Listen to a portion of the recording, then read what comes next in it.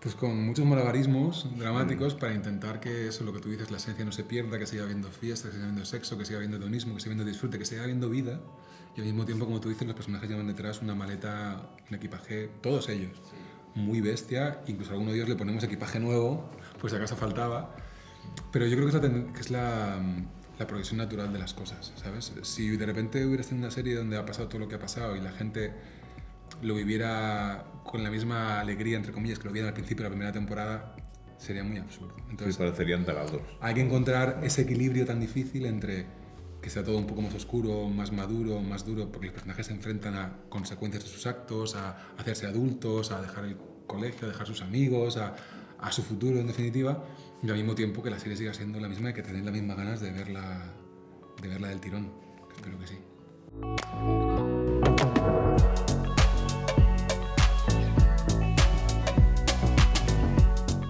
La deseábamos, pero teníamos nuestras dudas, la verdad. Nuestras Siempre tienes dudas. dudas, ¿eh? Cuando mezclas parejas así completamente inesperadas.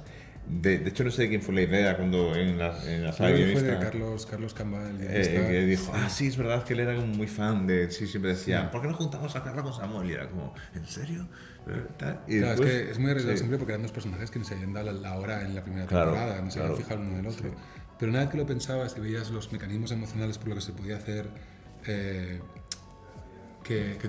tuvieron una relación, sí que funcionaba muy bien. Y cuando veías a los actores la química que tenían, nosotros estábamos muy convencidos. Me acuerdo que fuimos a un ensayo Sí, estaba, lo sí, flipamos. y dijimos, vale, ya está. Sí, Sí, está. sí, funcionaba muy bien. Es verdad, por ejemplo, que sobre todo esos primeros días, vamos a reconocerlo, nosotros estamos pendientes del Twitter para ver lo que dice la gente según lo va viendo en el momento. Y cuando la gente ve el segundo capítulo, ya que se liaba, era como, pero es mierda, pero estáis locos, esta mierda. Todo el mundo quería que Samuel se liara con Luke, por algún motivo extraño que todavía no es verdad. Ya ha pasado eso. Y entonces normal. veías cómo iba evolucionando la temporada y de repente era como que eran la pareja de la serie. Y decías, Dios santo, ¿cómo ha pasado esto? Pero mola mucho. ¿Y lo que les espera la tercera temporada? Pues sufrir. Pues es que, ¿qué van a hacer? Pues sufrir y vivir situaciones duras entre ellos y a veces mirarse un poco en la distancia, pero con ganas de que pase algo más.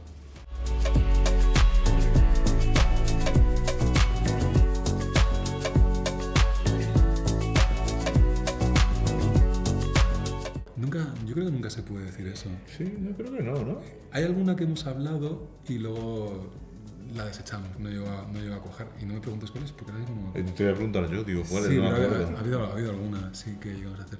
Hay una cosa que a mí me mola mucho esta temporada también, es una chorrada, es un detalle muy pequeñito, pero que hay un momento del primer capítulo en que dos personajes se lían, que es dos personajes que tampoco han mostrado nunca, mostraron un cierto interés el uno por el otro y tal, y se lían y luego no pasa nada entre ellos y no pasa nada, ¿sabes? Que es una cosa muy guay, que no siempre que la gente, cuando la gente se lía en series es para que tenga una historia de 8 capítulos, un arco dramático, simplemente se lían, se han gustado, más o menos sí, tampoco van a repetir y no pasa nada.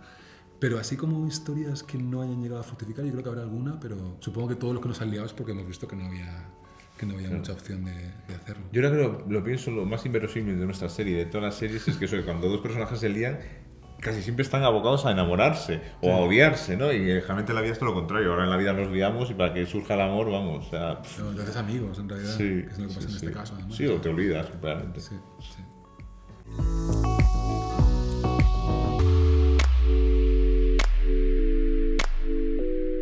Yo creo que estamos muy orgullosos de todos los personajes y de todos los actores que hacen de los personajes. Y cuando hablábamos de esto, simplemente fantaseando, sí que veíamos que cada uno tenía un spin-off diferente, ¿sabes? Pues eso, Sí, un en géneros distintos, sí, además. Un spin-off de Omar y Ander en la universidad, que ya no son pareja, pero son amigos y se quieren un montón y sus aventuras por ahí. Un spin-off de un personaje en la universidad X que de repente, o sea, un personaje, decimos, Guzmán va a la universidad pública. Toma, ya está, ahí lo tienes. Un Merlí, pero en pijo. No sé, hay muchas opciones ahí y casi todos es testimonio de lo que nos gustan los personajes y lo bien que lo han llevado los actores, que pensábamos en irnos con todos ellos, con cualquiera de ellos, a un mundo diferente y nos salían cosas como muy guays. Que se haga o no ya es otro rollo, porque depende de muchos factores, pero a nosotros nos encantaría, la verdad.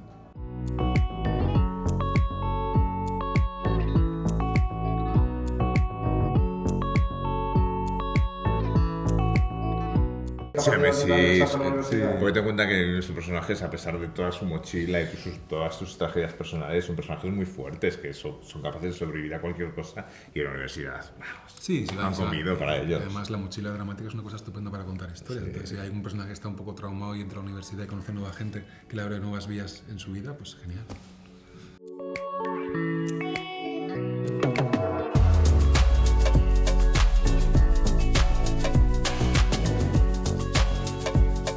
Yo siempre digo que nuestra ideología al final se cuela, siempre que escribes, al final estás contando tu visión del mundo, ¿no?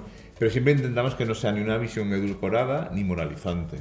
Y en ese momento, claro que estás generando conversación, porque en el momento que no das una respuesta, la respuesta está en esa gente que lo está viendo, por lo tanto, para que te lleguen a una respuesta tienen que hablarlo. Entonces, sí, yo creo que sí se genera conversación, pero no lo hacemos diciendo, hey, esto va a generar conversación, ¿sabes? Digamos que es una reacción lógica a algo que nosotros no planteamos. Lo primero es siempre la historia, siempre. Y luego, si quiere venir la conversación, estupendo, pero que nos sirva el body shaming, las drogas, lo que sea, nos sirva para contar cosas de los personajes. ¿Qué es lo del body shaming?